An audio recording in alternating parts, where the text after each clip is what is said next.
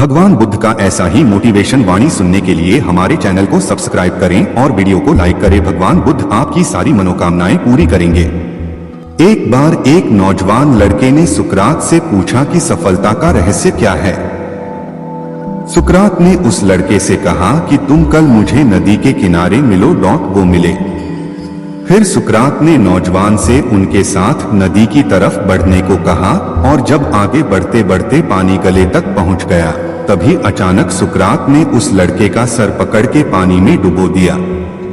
लड़का बाहर निकलने के लिए संघर्ष करने लगा, लेकिन सुकरात ताकतवर थे और उसे तब तक डुबोए रखे जब तक कि वो नीला नहीं पड़ने लगा।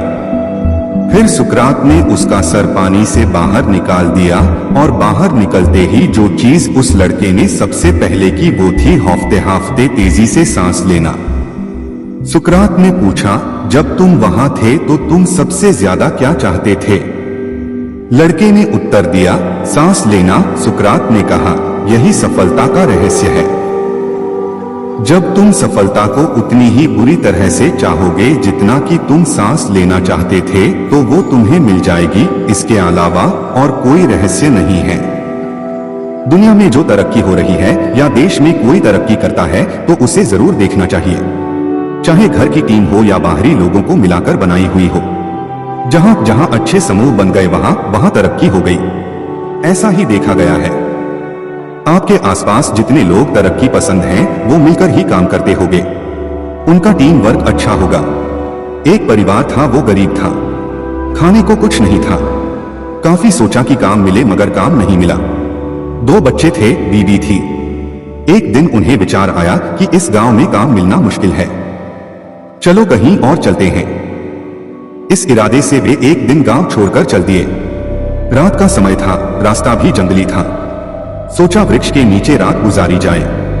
आदमी ने अपने एक लड़के को लकड़ी चुनने तथा दूसरे को पानी लाने के लिए भेज दिया तथा बीबी को चूल्हा बनाने के लिए कहा और उसने जगह साफ कर दी। चारों ने अपने अपने काम कर लिए। चूल्हा जलाया गया, पानी गर्म होने लग गया। वृक्ष के ऊपर हंस रहता था। वो सोचने लगा, यह कैसा मूर्ख है, इन्होंने चूल्हा तो जला दिया मगर इनके पास पकाने को तो है ही नहीं कुछ भी। हंस ने उनसे पूछा, तुम्हारे पास पकाने को क्या है? वो आदमी बोला, तुझे मार के खाएंगे। हंस बोला, मुझे क्यों मारोगे? आदमी बोला, हमारे पास न पैसा है और न ही सामान, तो क्या करें? हंस सोच में पड़ गया। इन्होंने चूल्हा भी जला लिया है, सब कर्मशील हैं, मुझे तो यह खा ही जाएंगे। तो हंस बोला, अगर मैं आपको धन दे दूं तो मुझे छोड़ दोगे? घर का स्वामी बोला, हाँ छोड़ देंगे। हंस कहने लगा, मेरे साथ चलो, मैं तुम्हें धन देता हूं। हंस उनको थोड़ी दूर ले गया और चोंच से इशारा किया और कहा कि यहां से निकाल लो। उन्होंने गड्ढा खोदा और वहां से धन निकाल लिया। हंस का धन्यवाद करके वापस अपने गांव आ गए और एक ही दिन में खूब मौज से रहने लग गए। अब उनके घर में किसी चीज की कमी नहीं थी। पड़ोसी ने देखा कि इस परिवार के पास ऐसी कौन सी चीज आ गई जो इनके पास इतना कुछ आ गया। उसने छोटे लड़के को बुलाकर सारी बात पूछ ली कि पैसा कहां से आया है। उनके भी 2 बच्चे थे। उन्होंने भी ऐसी योजना बनाई और चल दिए। उन्होंने उसी वृक्ष के नीचे डेरा लगा लिया। आदमी ने अपने बड़े लड़के को कहा, लकड़ी लाओ तथा छोटे लड़के को पानी लाने के लिए कहा, परंतु दोनों आनाकानी करने लगे। बीबी ने भी कहा कि मैं थक चुकी हूं। जैसे जैसे पानी लकड़ी इकट्ठी हो गई और पानी गर्म होने लगा। हंस फिर आया और बोला, तुम्हारे पास खाने को तो नहीं है, तो फिर पानी गर्म कर रहे हो? आदमी बोला, तुझे मारकर खाएंगे। हंस मुस्कुरा उठा और बोला, मारने वाले तो 3 दिन पहले आए थे, तुम अपना समय खराब मत करो। घर जाओ, तुम मुझे क्या मरोगे, तुम तो आपस में ही लड़ रहे हो। जिन्होंने दूसरों को जितना होता है वे खुद नहीं लड़ते। संसार का नियम भी ऐसा ही है। जिन लोगों ने तरक्की करनी है वे मिलकर चलते हैं और आज भी संसार में उनका ही बोलबाला है। जो आपसी तालमेल में रहते हैं वे ही समाज रूपी हंस को जीत सकते हैं। ऊंचे आकाश में सफेद कबूतरों की एक टोली उड़कर जा रही थी। बहुत दूर जाना था उन्हें, लंबा रास्ता था। सुबह से उड़ते उड़ते थकान होने लगी थी। सूरज तेजी से चमक रहा था। कबूतरों को भूख लगने लगी थी। तभी उन्होंने देखा कि नीचे जमीन पर चावल के बहुत से दाने पड़े थे। कबूतरों ने एक दूसरे से कहा, चलो भाई थोड़ी देर रुककर कुछ खा लिया जाए, फिर आगे जाएंगे। एक बुजुर्ग कबूतर ने चारों ओर देखा। वहां दूर दूर तक कोई घर या मनुष्य दिखाई नहीं दे रहा था। फिर चावल के ये दाने यहां कहां से आए? बुजुर्ग कबूतर ने बाकी कबूतरों को समझाया, मुझे लगता है कि यहां कुछ गड़बड़ है, तुम लोग नीचे मत उतरो। लेकिन किसी ने भी उसकी बात नहीं सुनी। सभी कबूतर तेजी से उतरे, दाना चुगने लगे। इतने बढ़िया दाने बहुत दिनों के बाद खाने को मिले थे। वे बहुत खुश थे। जब सभी ने भरपेट खा लिया तो बोले, चलो भाई अब आगे चला जाए। लेकिन यह क्या? जब उन्होंने उड़ने की कोशिश की तो उड़ ही नहीं पाए। दोनों के साथ साथ वहां एक चिड़ीमार का जाल भी था जिसमें उनके पांव फंस गए थे।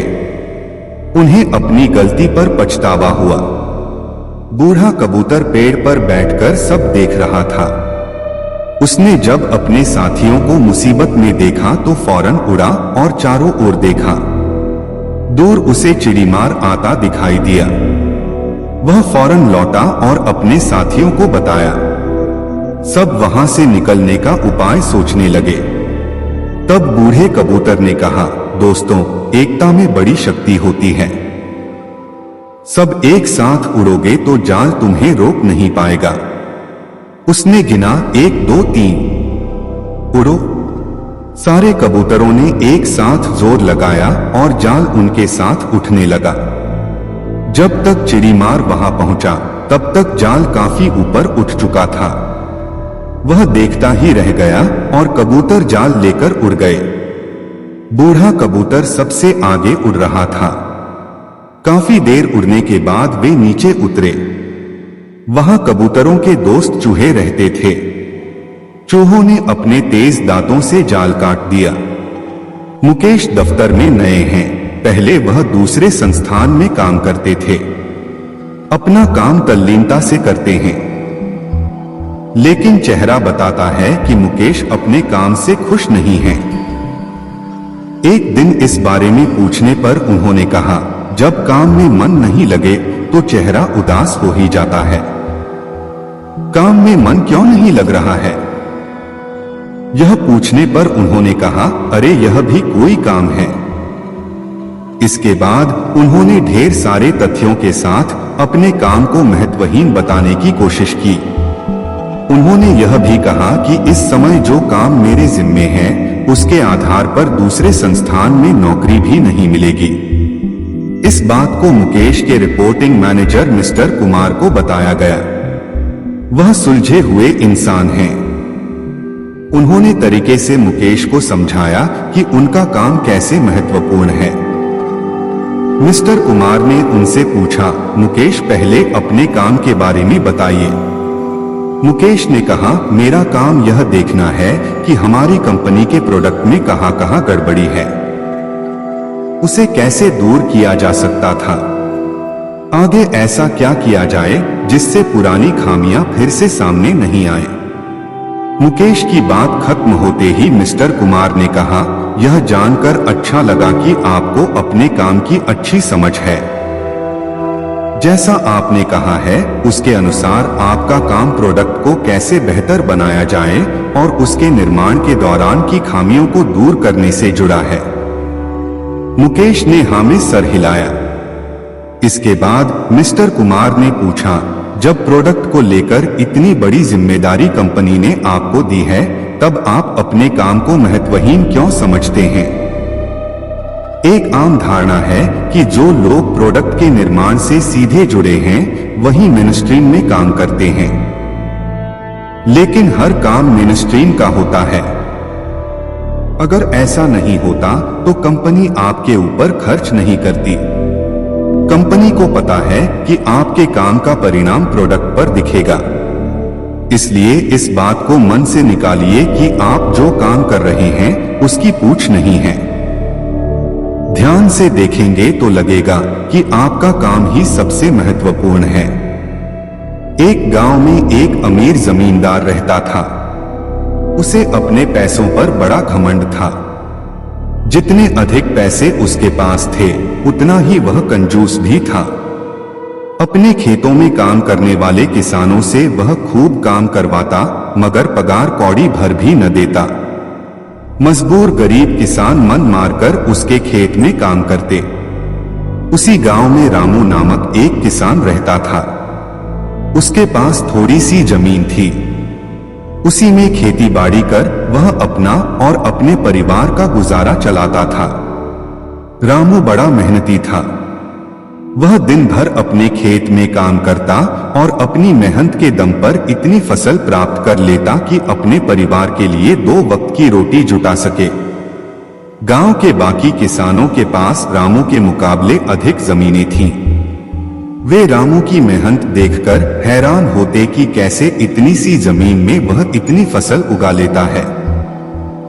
एक साल गांव में भयंकर सूखा पड़ा। बिना बारिश के खेत खलिहान सूखने लगे। गरीब किसानों के पास सिंचाई की कोई व्यवस्था न थी। वे सिंचाई के लिए बारिश पर ही निर्भर थे, इसलिए उनकी सारी फसल बर्बाद हो गई। रामू के साथ भी यही हुआ। अपने छोटे से खेत में वह किसी तरह अपने परिवार का पालन पोषण कर रहा था। अब उनके सामने भूखों मरने की नौबत आ गई। मजबूरी के कारण वह गांव के जमींदार के पास कर्ज मांगने गया। जमींदार कंजूस तो था।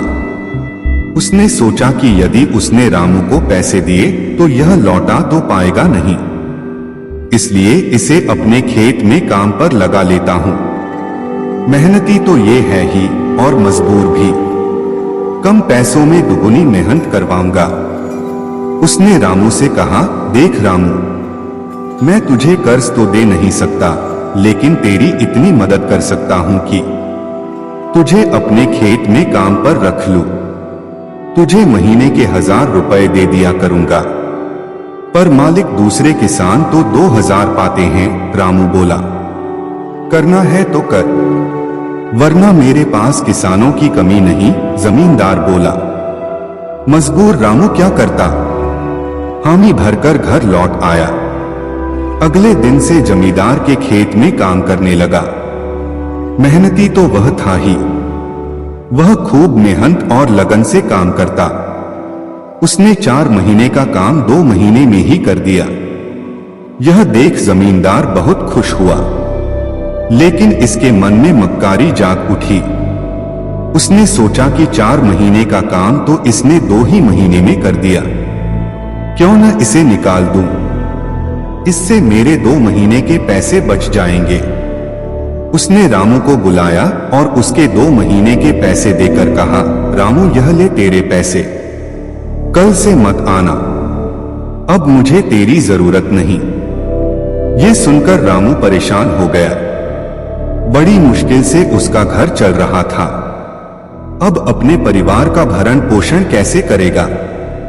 वह जमींदार के सामने गिड़गिड़ाने लगा कि उसे काम से न निकाले, लेकिन जमींदार ने उसकी एक न सुनी और उसे काम से निकाल दिया। रामू आंखों में आंसू लेकर घर लौटा। चिंता से रात भर उसे नींद नहीं आई। सुबह उठकर उसने फैसला किया कि वह फिर से जमींदार के पास जाएगा और उससे विनती करेगा कि उसे वापस काम पर रख ले। वह जमींदार के घर के सामने जाकर बैठ गया। सुबह उठकर जाट जमींदार अपने घर से बाहर निकला तो रामू को घर के सामने बैठा हुआ देखा। उसने रामू से पूछा, क्या हुआ रामू, क्यों आया है। रामू जमींदार की पैरों पर गिर पड़ा और गिड़गिड़ाते हुए बोला, मुझ पर दया कीजिए मालिक, मुझे काम पर रख लीजिए, मेरा परिवार भूखा मर जाएगा। जमींदार ने उसकी एक न सुनी और उसे धक्के मार के वहां से निकाल दिया। रामू उस समय तो वहां से चला गया, लेकिन अगली सुबह फिर सेठ के घर के सामने जाकर बैठ गया। जमींदार ने उसे फिर बुरा भला कहकर भगा दिया। अब से रोज यही क्रम चलने लगा। रामू रोज जमींदार के घर के सामने जाकर बैठ जाता और जमींदार उसे भगा देता। पूरे गांव में इस बात की चर्चा होने लगी। सब जमींदार को भला बुरा कहने लगे। तंग आकर जमींदार ने सोचा कि क्यों ना कुछ दिन परिवार सहित दूसरे गांव चला जाऊं। मुझे घर पर ना देखकर रामू यहाँ आना बंद कर देगा। अगले दिन वह परिवार सहित दूसरे गांव अपने रिश्तेदार के घर चला गया। 10-15 दिन रिश्तेदार के घर रहने के बाद जब वह अपने घर लौटा तो मोहन को अपने घर के सामने बैठा नहीं पाया। वह मन ही मन खुश हुआ कि चलो उससे पीछा छूटा, लेकिन वह चकित भी हुआ कि आखिर रामू ने आना बंद क्यों कर दिया। उसने गांव वालों को बुलाकर पूछा तो पता चला कि रामू घायल है और अपने घर पर पड़ा हुआ है। जमींदार ने पूछा क्या हुआ उसे। एक जमींदार ने कहा, मालिक, आज जब दूसरे गांव चले गए थे तब भी रामू आपके घर के सामने बैठा रहता था। एक दिन आपका खाली घर देखकर कुछ चोर चोरी करने के इरादे से आपके घर में घुसे, लेकिन वे रामू की नजर में आ गए। रामू अपनी जान की परवाह न कर उनसे उलझ गया और उन्हें भगा दिया। उनके बीच हुई हाथ-पाई के कारण रामू घायल हो गया। ये जानकर जमींदार को खुद पर शर्म आने लगी कि उसने रामू के साथ कितना बुरा किया, लेकिन इसके बाद भी रामू उसके घर चोरी होने से बचाने के लिए चोरों से उलझ गया। वह पछताने लगा। उसने रामू के घर जाने का फैसला किया। वह रामू के घर पहुंचा तो देखा कि रामू बड़ी दयनीय अवस्था में चारपाई पर पड़ा हुआ है। उसके बच्चे भूख से बिलख रहे हैं। ये देख जमींदार का दिल भर आया।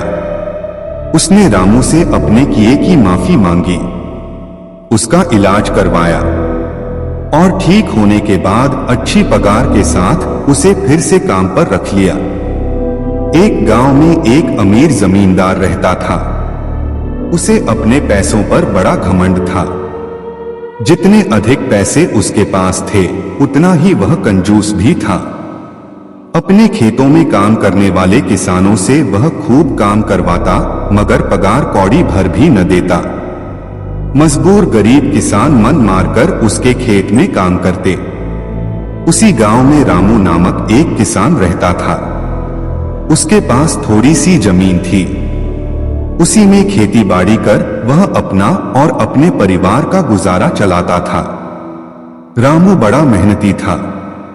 वह दिन भर अपने खेत में काम करता और अपनी मेहनत के दम पर इतनी फसल प्राप्त कर लेता कि अपने परिवार के लिए 2 वक्त की रोटी जुटा सके।